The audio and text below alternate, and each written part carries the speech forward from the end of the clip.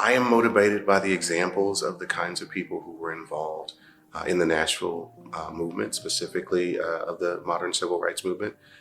We are here today in the Nashville Civil Rights Room. There are depictions of Dr. Martin Luther King Jr. and Diane Nash and John Lewis and Reverend James Lawson, so many of the foot soldiers who were a part of creating that movement.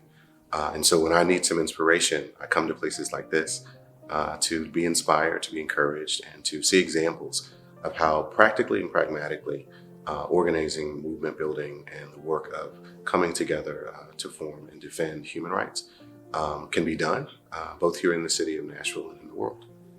The Universal Declaration of Human Rights is a representation of our values, an understanding of the inherent value of every human being and the need that we have to make sure that we protect and safeguard those rights.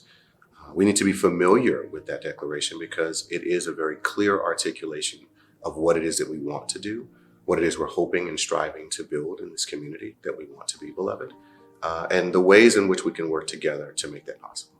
I think that we see examples of how the world can be changed right here in the city of Nashville. Back in the 1960s, when those foot soldiers of the modern civil rights movement came together to strategize and build a plan to change and to confront white supremacy in their day, they decided that they were not going to be turned around. There were example after example of individuals who made tremendous sacrifice of their person, their spirit, of their heart, put everything on the line to make sure that they defended the rights of every human being to be respected and honored as a human being. And those examples continue to this very day. The modern civil rights movement and the Nashville sit-in movement are good examples, but we see example after example of defense of voting rights with persons like John Lewis, the defense and the fight for the maintenance and the respect for all human beings, with a number of individuals who are continuing that fight here in the city of Nashville through organizations like the Tennessee Immigrant Rights Coalition, groups and organizations that work with governments like the Metro Human Rights Commission. There are numerous examples here in the city of Nashville, the state of Tennessee, of people who are demanding that we pick up the torch and move it a little bit forward. And so I'm grateful to have an opportunity to be a part of that legacy. I'd like to say thank you to the committee for selecting me for this award. It's a tremendous honor.